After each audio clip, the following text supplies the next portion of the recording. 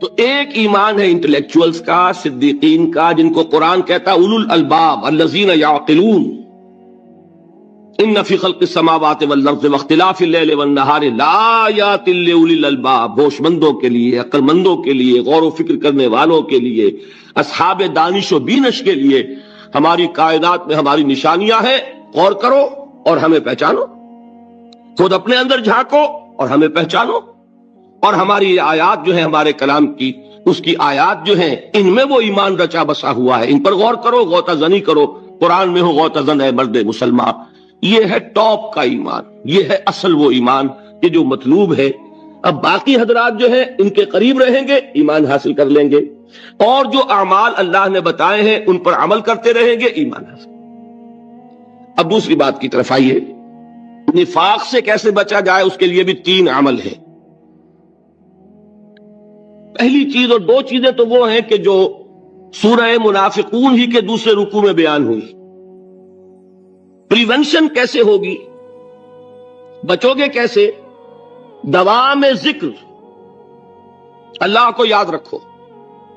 یا ایھا الذین آمنوا لا تلہکم اموالکم ولا اولادکم عن ذکر اللہ ومن یفعل ذلک فاولئک هم الخاسرون۔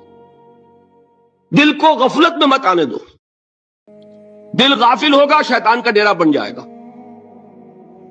وہ دوام ذکر میں، البتہ یہ ذہن میں رکھیے کہ دوام ذکر کا ذریعہ کیا ہے، اس میں مغالتے ہیں لوگوں کو۔ جو سب سے بڑا ذکر ہے اس کو بھولے ہوئے ہیں، اور جو تیسرے چوتھے نمبر کا ذکر ہے اس کو سمجھ بیٹھے ہیں کہ بس یہی ذکر ہے۔ سب سے بڑا ذکر، مجسم ذکر قرآن ہے۔ الذکر انا نحن نزلنا الذکر وانا لہ لحافظون۔ وہ الذکر کون سا ہے؟ قرآن۔ اسی کو فرمایا، میں نے وہ آیت سنائی تھی کہ لوگ تنزیہ کہتے تھے، یا ایھا الذی نزل علیہ الذکر انک لمجنون۔ حضور سے مخاطب ہوا کہتے ہیں فلاں جس کے اوپر کے اس کے خیال کے مطابق ذکر نازل ہوا ہے، ہم تو تمہیں پاگل سمجھتے ہیں۔ وہاں بھی لفظ کیا ہے؟ الذکر۔ معلوم کیا ہوا؟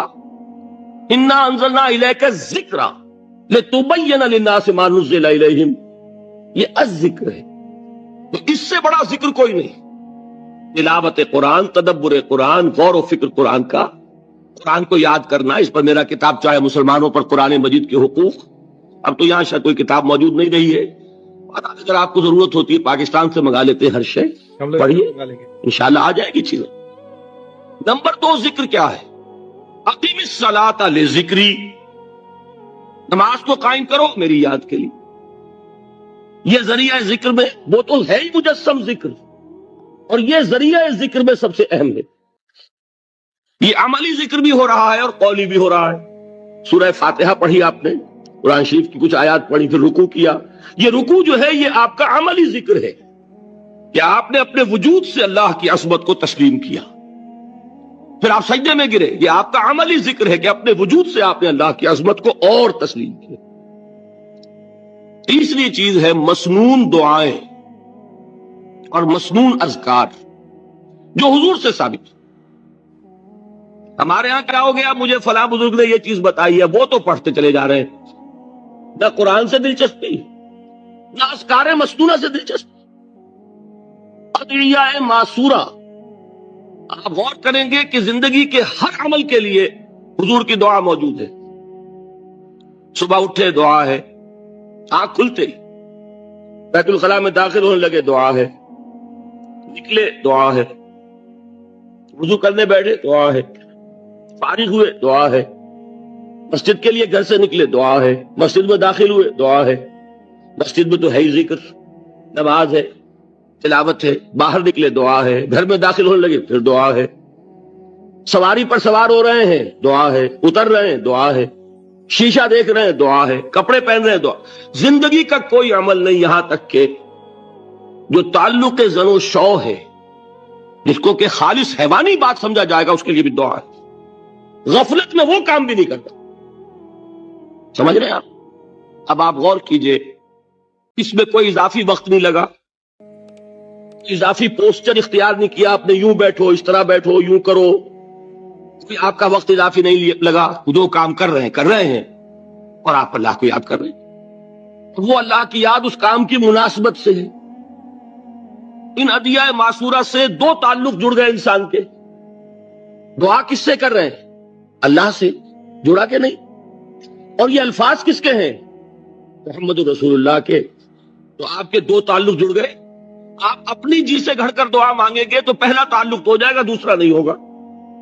بہتر سے بہتر دعا مانگ لیں آپ.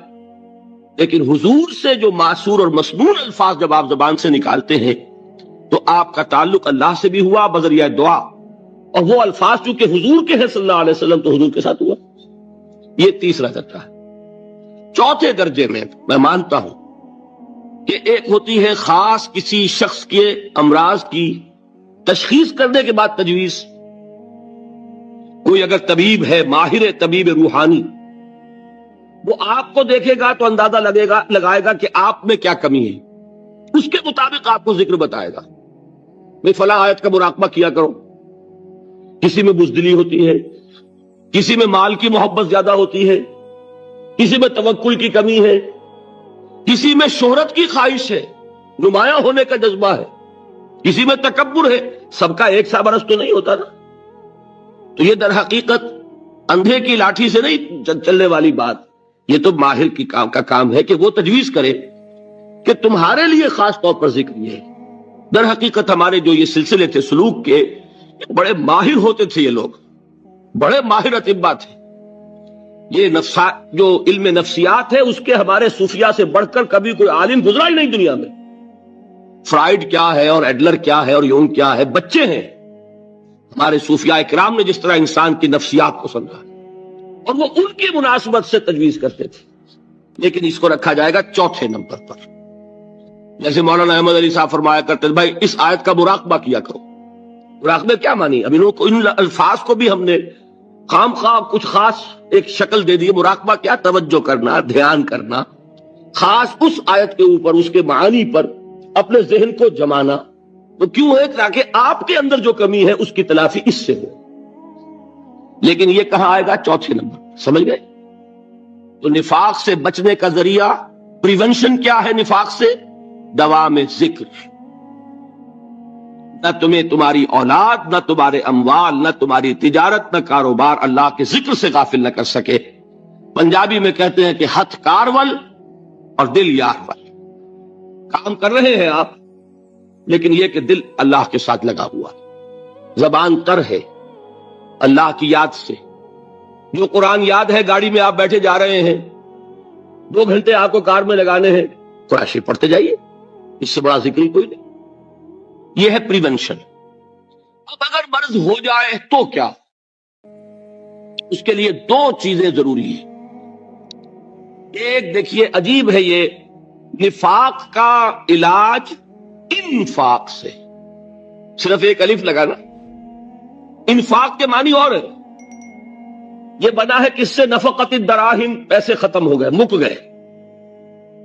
یا نفق الفرس، گھوڑا مر گیا. تو مال کو کھپانا، لگانا اللہ کی راہ میں. اگر دل میں نفاق کی کوئی آلائش آئی ہے تو اس کا ازالہ ہوگا انفاق فی سبیل اللہ سے. مال اللہ کی راہ میں دیجئے، صدقہ کیجئے، خیرات کیجئے، دیجئے، اللہ کے دین میں لگائیے. جتنا لگائیں گے نفاق دھل جائے. اس لیے کہ اصل سبب نفاق کا ہے ہی حب دنیا، دنیا کی محبت. لہذا اس کا ازالہ ہوگا. جو سب سے محبوب شے ہے مال، انہ لحب الخیر لشدید، مال محبوب ترین ہے کہ نہیں؟ لہذا اس کو اللہ کی راہ میں لگائیں گے تو وہ نفاق دھل جائے گا. اور ایک اور چیز ہے جو بہت اہم ہے، بہت ہی شعوری طور پر اس کا اہتمام کیجئے. جس وقت دین کے کسی فرض کی انسان کو سمجھ آ جائے، اس کا شعور پیدا ہو جائے، پھر ڈیلے نہ ہو. ذرا سا ڈیلے جو ہے اس پر عمل کرنے میں، یہ در حقیقت نفاق کو جڑ پکڑنے کا موقع دینا ہے. Immediate action. ایک بات سمجھ میں آ گئی، فوراً عمل کرو. اس میں شیطان کیا کرتا ہے؟ ذرا ٹھہر جاؤ، ابھی دیکھو یہ فرض ہے، یہ ذمہ داریاں ہیں، یہ کرنا ہے، اور پھر لگا دینا اپنے آپ کو. بہت سے لوگ کہتے ہیں بس یہ ریٹائرمنٹ کے بعد تو سارا میں دین کے لیے وقت کر دوں گا. اول تو خدا کے بندے تمہارے اندر رہ کیا جائے گا ریٹائرمنٹ کے بعد؟ سارا تو کھپ چکو گے، رہ کیا جائے گا؟ دوسرے یہ کہ یہ بھی جان لیجئے کہ کار دنیا کسے تمام نہ کر، ریٹائرمنٹ کے بعد کون فارغ ہو جاتا ہے؟ بیٹوں بیٹیوں سے فارغ ہوئے تو پوتے پوتیاں موجود ہیں، نواسے نواسیاں موجود ہیں، کبھی بھی وہ بوجھ ختم نہیں ہوتا زندگی کا۔ وہ تو یہ کہ آج بات سمجھ میں آئی ہے تو آج عمل ہونا چاہیے۔ قرآن مجید میں سورہ انعام میں بڑی شدید وعید آئی ہے، الفاظ ہیں یہ، وَنُقَلِّبُ أَفْئِدَتَهُمْ وَأَبْصَارَهُمْ كَمَا لَمْ يُؤْمِنُوا بِهِ أَوَّلَ مَرَّةٍ۔ انسان پر ایک حقیقت کا انکشاف ہوا کہ یہ بات حق ہے، فوراً تسلیم کرے، کسی مصلحت کی وجہ سے، کسی بزدلی کی وجہ سے، کسی لالچ کی وجہ سے، کسی اپنی سیادت یا قیادت کی وجہ سے کیسے مان لوں؟ لوگ کہیں گے کہ یہ نیچے ہو گیا، وہ اونچا ہو گیا جس کی بات مانی، کسی وجہ سے رک گئے تو اللہ تعالیٰ اندر سے وہ جو استعداد ہے حق کو پہچاننے کی وہ سلب کر لیتا۔ وَنُقَلِّبُ أَفْئِدَتَهُمْ وَأَبْصَارَهُمْ، ہم الٹ دیں گے ان کے دلوں کو بھی اور ان کی آنکھوں کو بھی، کیوں؟ كَمَا لَمْ يُؤْمِنُوا بِهِ أَوَّلَ مَرَّةٍ، اس لیے کہ وہ پہلی مرتبہ جب انکشاف حق ہوا ہے وہ ایمان نہیں لائے۔ اس کا میں ایک واقعہ آپ کو سنانا چاہتا ہوں کہ کس طرح صحابہ کرام پر بھی وقتی طور پر یہ واقعہ اگر صحابہ کرام کا نہ ہوتا تو یہ حقائق سمجھ میں نہ آتے۔ غزوہ تبوک کے موقع پر یہ میں جملہ انکمپلیٹ رہ گیا، ضعف ایمان کا حملہ ہو جاتا تھا۔ کہیے کہ اے جاہلو، اے نادانو، اے حرص و ہوا کے بندو۔ ایک بات ذرا نوٹ کر لیجئے کہ لفظ جاہل جب ہم اردو میں بولتے ہیں اس کا مفہوم کچھ اور ہے، بلکہ وہ میرے نزدیک نسبتاً ہلکا ہے۔ عربی میں یہ لفظ اس سے کہیں زیادہ ثقیل معنی ہے۔ اردو میں ہم جاہل کہتے ہیں اس شخص کو جو پڑھا لکھا نہیں ہے، عربی میں ہو سکتا ہے کہ کوئی شخص بہت بڑا عالم ہو پھر جاہل ہو۔ جاہل کا لفظ عربی میں آتا ہے ایک ایسے شخص کے لیے جو خواہشات سے مغلوب ہے، جذبات سے مغلوب ہے، شہوات سے مغلوب ہے۔ ایک تو وہ شخص ہے کہ جو اپنی عقل سے راستہ دیکھ رہا ہے اور چل رہا ہے، اور ایک وہ شخص ہے کہ جو اندھا بہرا ہو کر خواہشات کے پیچھے لگا ہوا ہے، جو جذبات کا غلام بن گیا، جو شہوات کی بندگی کر رہا، وہ جاہل ہے۔ تو در حقیقت عربی زبان میں عالم کے مقابلے میں جاہل نہیں ہے، بلکہ جاہل ہے عاقل کے مقابلے میں۔ ایک وہ شخص ہے کہ جس کی زندگی میں عقل، اس کی سوجھ بوجھ، اس کے شعور کو اپر ہینڈ حاصل ہے، جذبات اس کے نیچے ہیں۔ اور ایک شخص وہ ہے کہ جس کے جذبات بالا تر ہے اور عقل اس کے نیچے دب گئی ہے، وہ شخص جو ہے وہ عاقل کے مقابلے میں جاہل ہے۔ تو یہاں کہا جا رہا ہے اے جاہلو، اے حرص و ہوا کے بندو، اے خواہشات کے غلاموں، کیا تم مجھے بھی یہ حکم دے رہے ہو کہ میں اللہ کے سوا کسی اور کی بندگی کروں؟ وَلَقَدْ أُوحِيَ إِلَيْكَ وَإِلَى الَّذِينَ مِن قَبْلِكَ، اور اے نبی دیکھ لیجئے آپ کی طرف بھی وحی کی جا چکی ہے، لَإِنَّ أَشْرَكْتَ لَيَحْبَطَنَّ عَمَلُكَ وَلَتَكُونَنَّ مِنَ الْخَاسِرِينَ۔ اگر بالفرض، میں پھر بالفرض کا اضافہ کر رہا ہوں، اگر بالفرض آپ نے بھی شرک کیا تو سارے اعمال آپ کے بھی حبط ہو جائیں گے اور آپ بھی خسارہ پانے والوں میں سے ہو کر رہیں گے۔ وَلِلَّهِ فَاعْبُدْ وَكُن مِّنَ الشَّاكِرِينَ، بس صرف ایک اللہ ہی کی بندگی کیجئے اور شکر کرنے والوں بندوں میں سے ہو جائیں گے۔ یہ اس سورہ زمر کی چند آیات میں نے آپ کو سنائی ہیں، یہ میرے نزدیک اس موضوع پر انفرادی سطح پر جو توحید عملی کا تقاضا ہے، یعنی عبادت رب اس حال میں کہ اطاعت کو اس کے لیے خالص کر دیا گیا، اس موضوع پر یہ قرآن مجید کا ذروہ سلام ہے۔ اس سے ذرا آگے آئیے سورہ مومن میں اسی عبادت کا ایک ایسوٹیرک ایلیمنٹ ہے، ایک تو ایکسوٹیرک ایلیمنٹ ہے جو نظر آتا ہے۔ آپ نے اللہ کے حکم کے مطابق کوئی عمل کیا، دیکھنے والوں کو نظر آ جائے گا۔ آپ نے کوئی اور کسی چیز سے احتراز کیا، بچے اس لیے کہ وہ حرام ہے، لوگوں کو معلوم ہو جائے گا۔ آپ کسی محفل میں ہیں جس میں شراب نوشی ہو رہی ہے، ہمارے بہت سے لوگوں کو اس کا تجربہ ہوتا ہے، باہر جاتے ہیں، کوئی ایسی پارٹی ہے کہ وہاں شراب سرو ہو رہی ہے اور آپ نہیں پی رہے، تو لوگ اب آپ سے پوچھتے ہیں کہ آپ کیوں نہیں پی رہے، کیا وجہ ہے، اور آپ کہتے ہیں کہ یہ ہمارے دین میں حرام ہے۔ یہ گویا کہ ایک ظاہری عمل ہو گیا، آپ کی بندگی کا ظہور ہوا، اس کا اظہار ہوا۔ ایک اسی بندگی کا ایسوٹیرک ایلیمنٹ ہے جو اندر ہی اندر ہوتا ہے، وہ ہے اللہ سے دعا۔ اور اصل میں دعا جان لیجئے، ایک دعا تو ہے جو ہم کرتے ہیں ہاتھ اٹھا کر اور مانگتے ہیں، پھر وہ دعا جو باجماعت ہوتی ہے، یہ تو ظاہری ایک دعا عمل ہے جو نظر آ گیا۔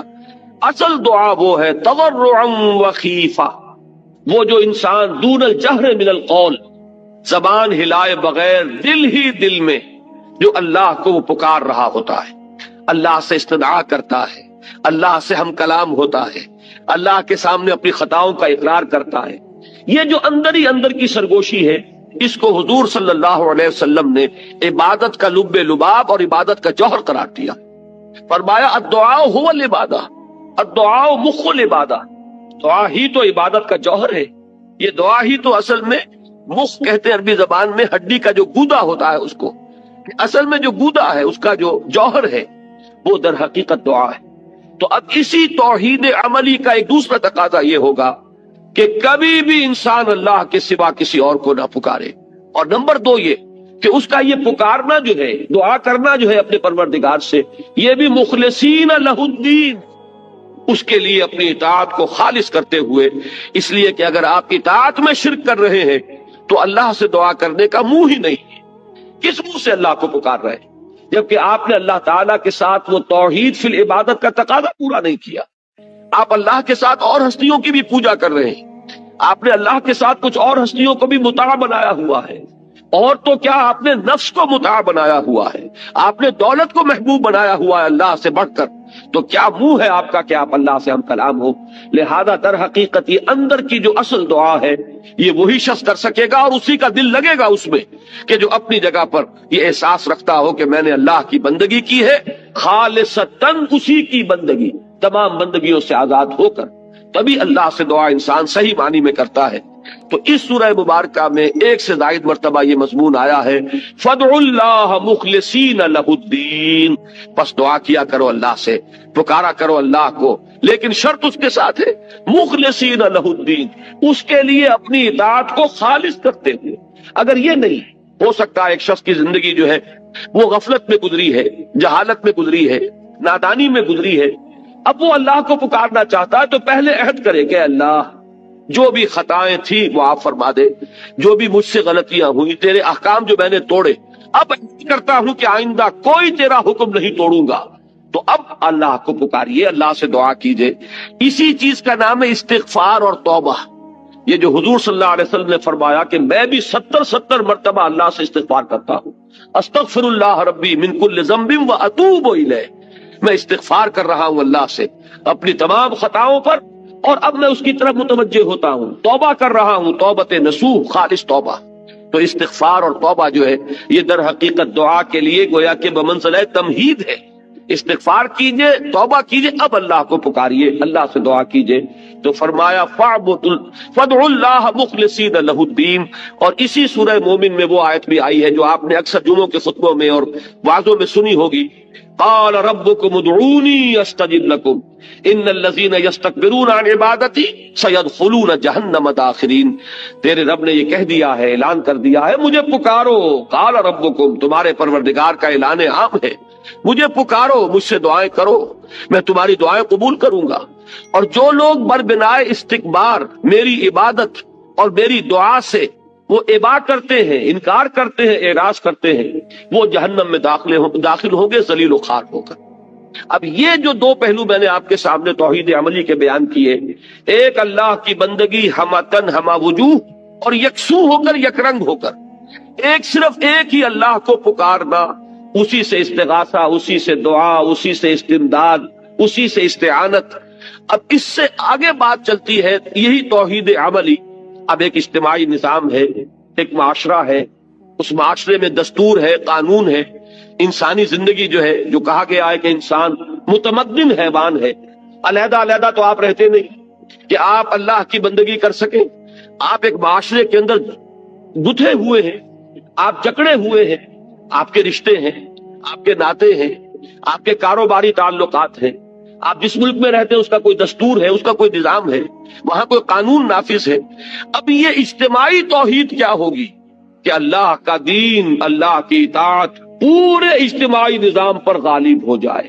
اگر ایسا نہیں ہو رہا، بلکہ یہ کہ زندگی کے ہم نے حصے بکھرے کر لیے ہیں کہ مسجد میں تو کاملتاً اللہ کی اطاعت ہوگی، لیکن پارلیمنٹ میں نہیں، ہائی کورٹ میں نہیں، چیف کورٹ میں نہیں، سپریم کورٹ میں نہیں۔ اگر یہ بات ہے تو اس کا مطلب وہی شرک ہو گیا وہی تقسیم ہو گئی. جیسے انفرادی زندگی کی تقسیم شرک ہے کہ کچھ اطاعت اللہ کی کچھ کسی اور کی کر لی، کچھ اپنے نفس کی کر لی، کچھ رواج کی کر لی، کچھ زمانے کے چلن کی کر لی، تو یہی تو شرک ہے. یہ شرک ہے، عمل کا شرک. اسی طریقے سے اجتماعی نظام میں جب تک کہ پورا نظام اللہ کی اطاعت کے تابع نہ آ جائے، سیاست ہو تو اس کے تابع ہو، قانون ہو تو اس کے تابع ہو، عدل کا نظام ہے تو اس کے تابع ہو، معیشت ہے تو اس کے تابع ہو، سماجی نظام ہے تو اس کے تابع ہو، آئلی نظام ہے تو اس کے تابع ہو، جب تک کہ اجتماعی نظام پورا کا پورا اللہ کی اطاعت کے تحت نہیں آ جاتا، در حقیقت توحید کا تقاضا اجتماعی سطح پر پورا نہیں ہوگا. اسی کا نام ہے اقامت دین، اسی کا نام ہے تکبیر رب، اسی کا نام ہے اظہار و دین الحق علی دین کلہ، پورے کے پورے نظام اطاعت پر اللہ کی اطاعت کو غالب کر دیا جائے. اسی کا نام ہے لیکون الدین کلہ للہ، کہ پورا کا پورا نظام اطاعت اللہ ہی کے تابع ہو جائے. اسی کا نام ہے اعلاء کلمت اللہ، جو حضور نے فرمایا کہ اصل مجاہد وہ ہے جو جنگ کرتا ہے نہ مال غنیمت کے لیے، نہ اپنی بہادری کے اظہار کے لیے، نہ وہ کسی قومی یا قبائلی عصبیت کی بنیاد پر، بلکہ صرف اس لیے لتکون کلمت اللہ العلیٰ، تاکہ اللہ کا کلمہ سب سے اونچا ہو جائے، اللہ کی بات سب سے بالا ہو جائے. یہ جو عمل ہے، اس کے لیے پہلا قدم کیا ہوگا؟ دیکھیے اس کو اچھی طرح سمجھ لیجئے، میں چاہتا ہوں دو اور دو چار کی طرح بات سمجھ میں آئے. سب سے پہلا کام کیا ہے کہ میں اور آپ خود اللہ کے بندے بنے. اگر یہ ہم نہیں کر رہے اور ہماری اپنی اطاعت میں ابھی شرک کا رنگ ہے، ہماری اپنی محبتوں میں ابھی شرک کی آمیزش ہے، تو اس سے اگلا قدم اٹھنے کا سوال ہی نہیں. ہماری بندگی، ہماری اطاعت، ہماری عبادت اللہ کے لیے ہو، اطاعت کو اس کے لیے خالص کرتے ہو. اگلا قدم کیا ہوگا؟ اب اسی کی دعوت دیجئے، اسی کو عام کیجئے، لوگوں کو، اوروں کو بھی یہ بات کہیے کہ اللہ کے بندے بنو، اپنے خواہشات کی بندگی ترک کرو، اور کسی کی اطاعت جس میں معصیت آ رہی ہو اللہ کی، اس کو ترک کر دو، خدا واحد کی بندگی اختیار کرو. یہی دعوت ہے تمام انبیاء کرام کی. قرآن مجید میں آپ پڑھ جائیے، کتنی ہی صورتوں میں ایک ایک رسول کا نام لے کر فرمایا گیا ہے. ان سب کی ایک ہی دعوت تھی. نوح ہو، ہود ہو، صالح ہو، شعیب ہو، ابراہیم ہو، لوط ہو، موسیٰ ہو، عیسیٰ ہو، محمد الرسول اللہ ہو صلی اللہ علیہ وسلم علیہ الصلوۃ والسلام. دعوت کیا ہے؟ ان اعبدوا اللہ ما لکم من الہ غیرہ، اللہ کی بندگی کرو، اللہ کی اطاعت اختیار کرو، اس کے سوا تمہارا کوئی معبود نہیں ہے. یا یہ کہ الفاظ تھوڑے سے بدل جاتے ہیں، ان اعبدوا اللہ واطیعون، اللہ کی عبادت اختیار کرو اور میری اطاعت کرو. اس لیے کہ اللہ کی اطاعت کس کے ذریعے ہوگی؟ اللہ کا قانون کس کے ذریعے معلوم ہوگا؟ اللہ کی مرضی اور نامرضی جو ہے اس کا علم کس کے ذریعے حاصل ہوگا؟ اللہ کا نمائندہ کون ہے؟ وہ اللہ کا رسول ہے. جو بھی رسول وقت کا ہے اس کی اطاعت لازم ہے، اس لیے کہ اس کی اطاعت در حقیقت اللہ کی اطاعت ہے. ما ارسلنا من رسول الا لیطاع باذن اللہ، ہم نے نہیں بھیجا کسی رسول کو مگر اس لیے کہ اس کی اطاعت کی جائے اللہ کے حکم سے. اس کی اطاعت کس کی ہے؟ وَمَن يُطِعِ الرَّسُولَ فَقَدْ أَطَاعَ اللَّهَ، جس نے رسول کی اطاعت کی اس نے اللہ کی اطاعت کی. تو تمام رسولوں کی دعوت آئی ہے اسی عنوان سے، ان اعبدوا اللہ ما لکم من الہ غیرہ، یا ان اعبدوا اللہ واطیعون، اللہ کی بندگی کرو اور میری اطاعت کرو. قرآن مجید کیوں نازل ہوا؟ کتاب احکمت آیاتہ ثم فصلت من لدن حکیم خبیر، اللہ تعبدوا الا اللہ، اللہ کے سوا کسی اور کی بندگی نہ کرو. تمہاری تخلیق کا مقصد کیا ہے؟ فرمایا وما خلقت الجن والانس الا لیعبدون، میں نے جنوں اور انسانوں کو پیدا ہی اس لیے کیا کہ میری بندگی کریں. یہ دعوت جو ہے اس کا مضمون آیا ہے اگلی سورت میں، سورہ حامیم السجدہ میں. بڑے پیارے الفاظ ہیں، ومن احسن قولا ممن دعا الی اللہ وعمل صالحا وقال اننی من المسلمین.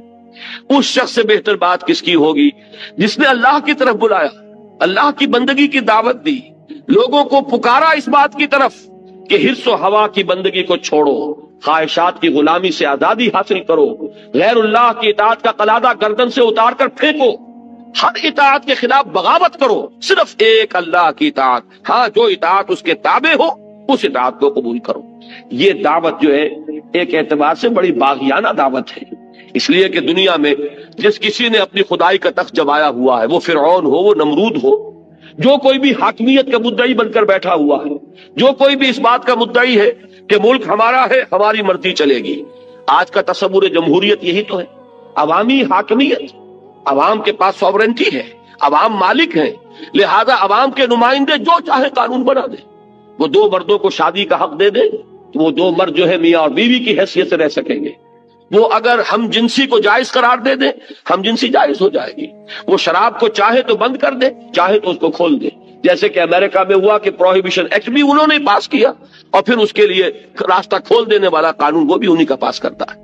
یعنی یہ کہ قانون سازی کا اختیار مطلق عوام کے ہاتھ میں ہے، جو عوام کے نمائندوں کے ذریعے سے بروئے کار آئے گا۔ اگر یہ ہے تو یہ بھی بغاوت، اللہ سے بغاوت، اللہ کی حاکمیت کے خلاف اعلان جنگ۔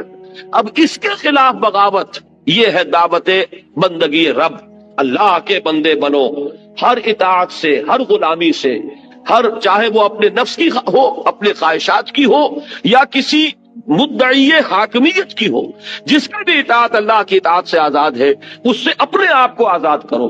اقبال نے اسی کو کہا تھا بڑے خوبصورت انداز میں، یہ ایک سجدہ جسے تو گراں سمجھتا ہے، ہزار سجدوں سے دیتا ہے آدمی کو نجات۔ صرف ایک اللہ کا بندہ بننا کتنی بندگیوں سے نجات دلانے والی شے ہے، لیکن اس کے لیے بڑی ہمت اور بڑی جرت کی ضرورت ہے، بڑی استقامت کی ضرورت ہے۔ اسی لیے اسی سورہ حامیم السجدہ میں فرمایا ہے، ان الذین قالوا ربنا اللہ ثم استقاموا تتنزل علیہم الملائکۃ الا تخافوا ولا تحزنوا وابشروا بالجنۃ التي کنتم توعدون۔ جو لوگ یہ کہیں کہ ہمارا رب اللہ ہے، پھر اس پر جم جائیں، اس پر استقامت دکھائیں، اس پر وہ ہم ٹھوک کر کھڑے ہو جائیں، اس کے خلاف کسی بات کو تسلیم کرنے کے لیے تیار نہ ہو، نہ اپنے نفس کی، نہ کسی اور کی، نہ داخل سے نہ خارج سے۔ تو یہ وہ لوگ ہیں جن پر فرشتوں کا نزول ہوتا ہے کہ نہ کوئی غم کھاؤ، نہ کوئی رنج اور افسوس کو قریب آنے دو، خوشیاں مناؤ اس جنت کی جس کا تم سے وعدہ کیا گیا تھا۔ یہ کون لوگ ہیں؟ شرط صرف ایک، جو یہ کہے کہ ہمارا رب اللہ ہے، پھر اس پر جم جائے۔ تو سورہ حامیم السجدہ کا مضمون ہے اب اس کی دعوت، بندگی رب کی دعوت۔ اب آئیے اس کے بعد یہ سورہ شورا، اس میں وہ مضمون آیا ہے کہ جو آپ کے پاس بھی یہ آیات ہیں، اب ان آیات کو سامنے رکھیے اور اس کے ایک ایک لفظ کے اوپر توجہ صرف کیجیے۔ ارشاد ہوتا ہے شرع لکم۔ ان آیات کے مفہوم کے ضمن میں چونکہ بعض مغالطے کچھ لوگوں کو ہوئے ہیں خلوص و اخلاص سے، اور کچھ لوگ وہ دانستہ مغالطہ پیدا کرنا چاہ رہے ہیں، لہذا میں یہ چاہتا ہوں کہ آپ اس کے ایک ایک لفظ کو اچھی طریقے سے سمجھیں۔ السلام علیکم۔ آپ کے دنیا سے جانے کے بعد بھی آپ کا یہ ایک کلک صدقہ جاریہ بن سکتا ہے۔ صدقہ جاریہ کی نیت سے بیان کو شیئر کریں، چینل کو سبسکرائب کریں۔ شکریہ۔